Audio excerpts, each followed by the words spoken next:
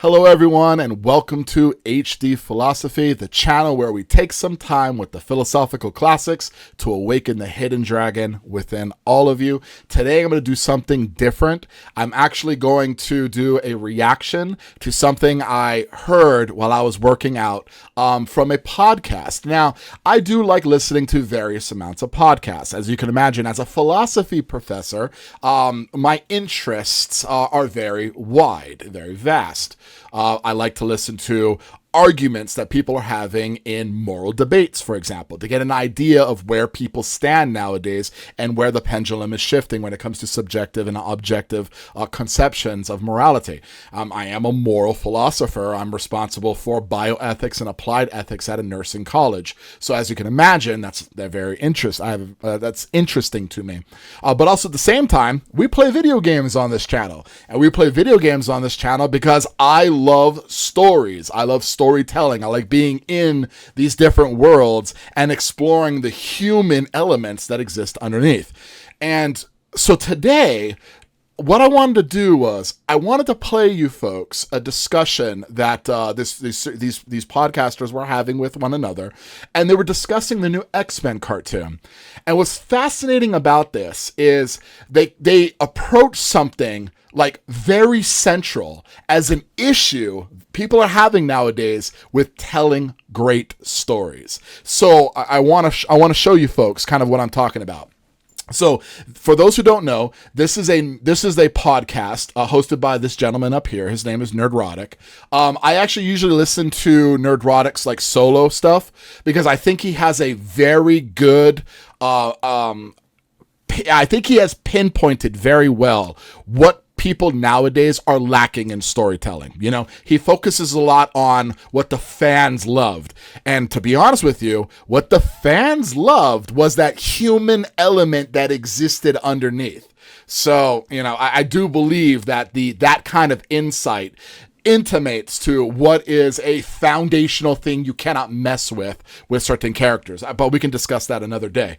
But this is one of the first times I've ever watched the podcast Friday Night Tights. And they were discussing the X-Men cartoon. Now, I grew up with the X-Men. I loved the X-Men as I grew up. Nightcrawler was one of my favorites. I wouldn't realize just how powerful Nightcrawler was until well later on, but I digress. So I'm very much a comic book guy as well. You know, my favorite was Spider-Man, Lethal Protector from Venom. You know, I loved Maximum Carnage, and I made sure I collected all of those comics right there. Anyway, the discussion they were having here, though, really struck me. Because there's something that this young lady says here that I really believe highlights why people are having such a hard time telling good stories nowadays. Now, to set the tone, to set the scenario, this individual right here named Shad Brooks added what he really liked about the X-Men 97 cartoon. I believe it's the first episode. I haven't actually watched it. But what he pinpointed from here is what springboards into kind of finding this locus right here.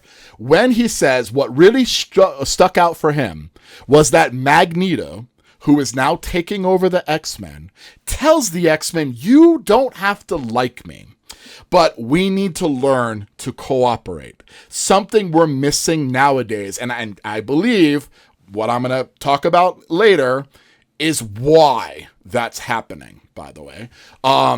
So he starts talking about that, and it's clearly something we're missing nowadays. It's clearly something all of them understand, how there is no speaking across the aisle right here. And Magneto being the big baddie, being the big villain of the X-Men, for him to say that to the X-Men kind of hints towards a universal morality, a universal principle that they can both agree upon.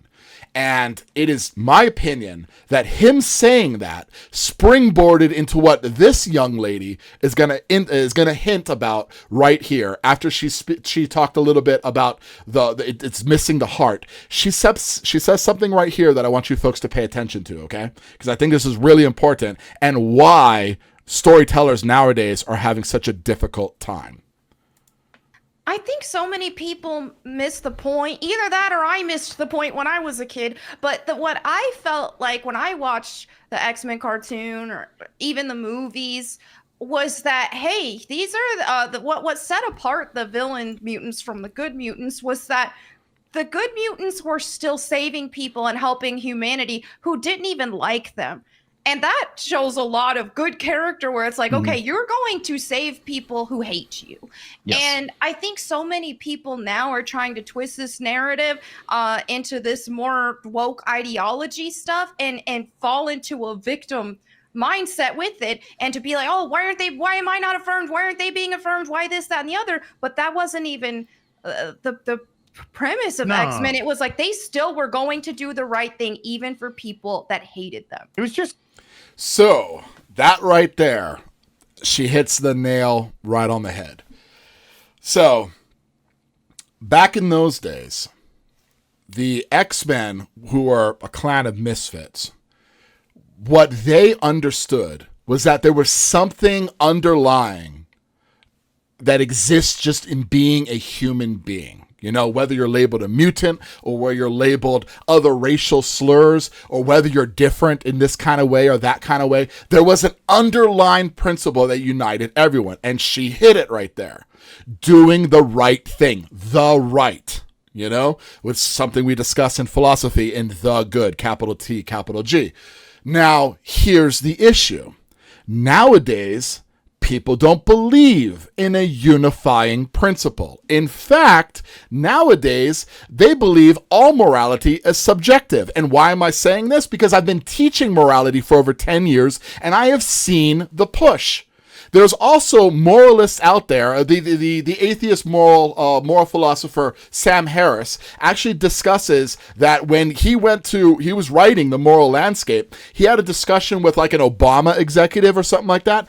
And while he was writing The Moral Landscape, he was trying to nail down what morality definitely is not. So he started from a place of evil, something a lot of moralists like to do, because it's like we may be able to quibble over what is the right thing to do, but we can definitely analyze when something is going horribly wrong, right?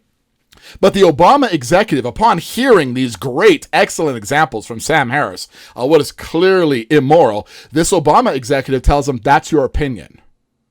You see? Morality itself is now an opinion.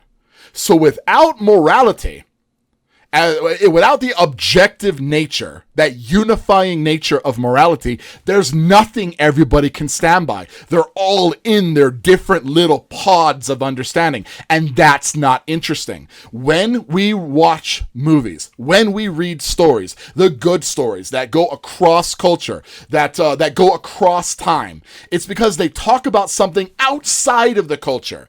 They talk about something extremely human, and she nailed it right there. The heart of the X-Men was that they were being persecuted. People were scared of them, hunting them down, wanting to kill them, building these powerful monsters and giving up all of their freedom just to take care of what they perceived were villains, you know? It was a lot about the racism. It could not the racism of the time, but racism in history, right?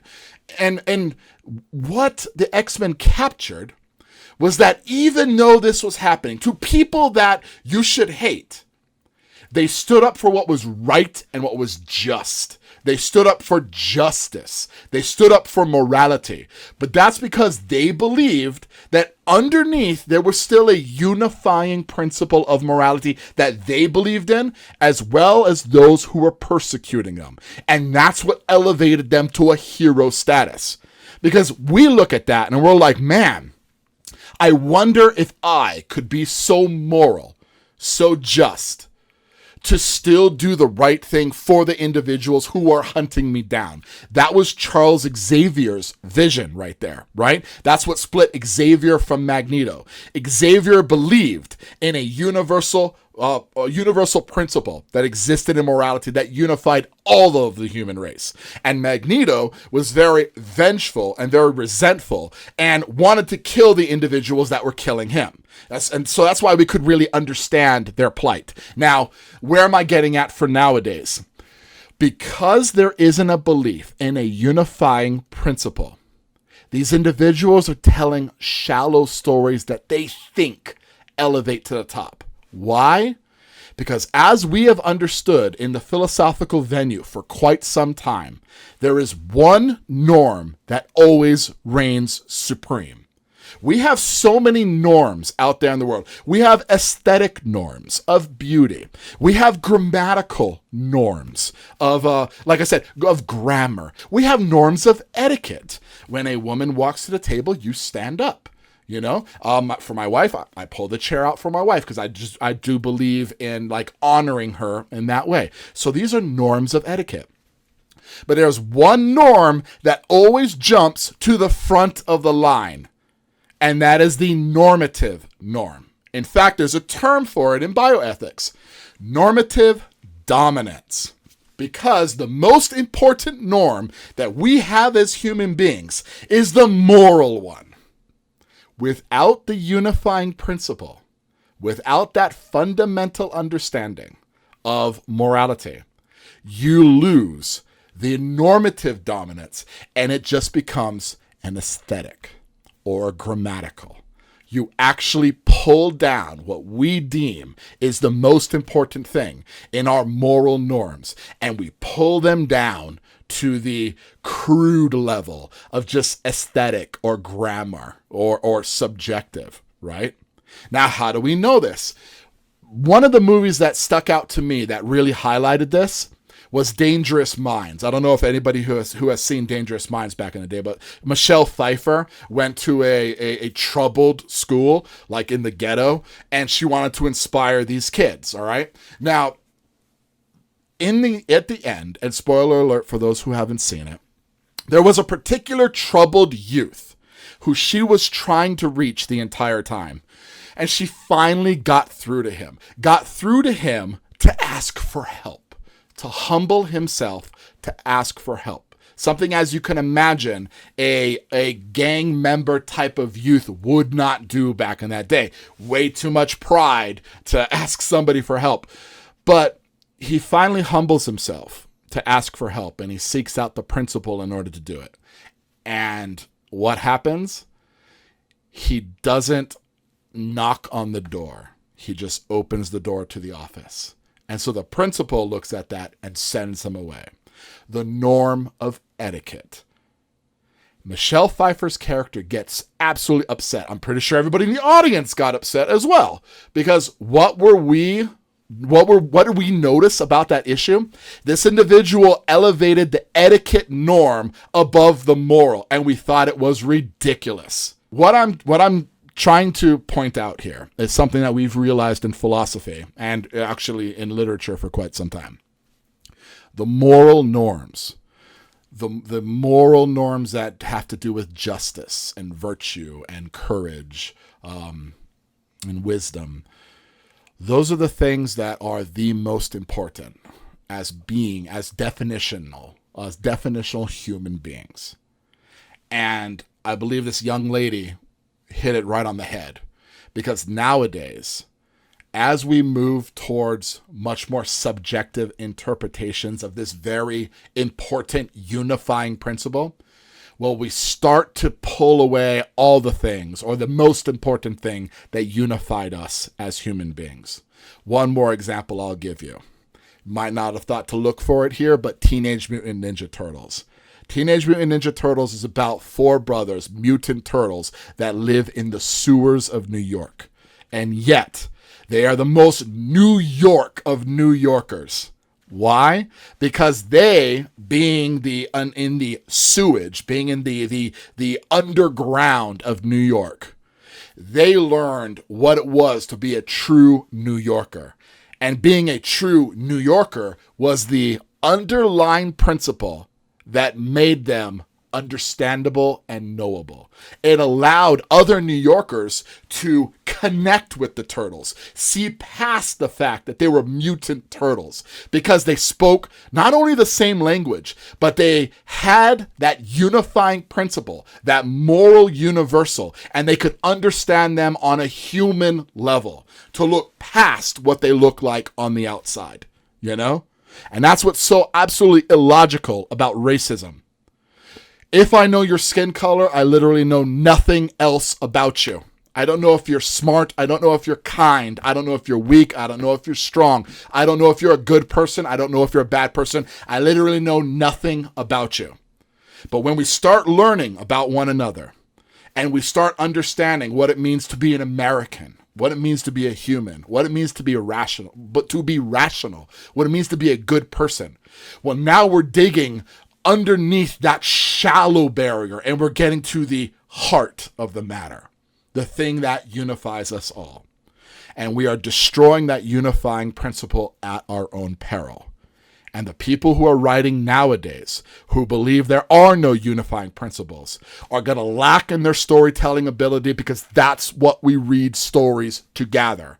We read stories to seek out that unifying principle that makes us love our humanity. And we go from there. And we have conversations based on that unifying principle. Thank you for those who tuned in. I hope it was enlightening, and maybe I'll do this more often as these things come across my channel. Take care, everyone, and again, take some time with the classics, because they will awaken that hidden dragon within all of you.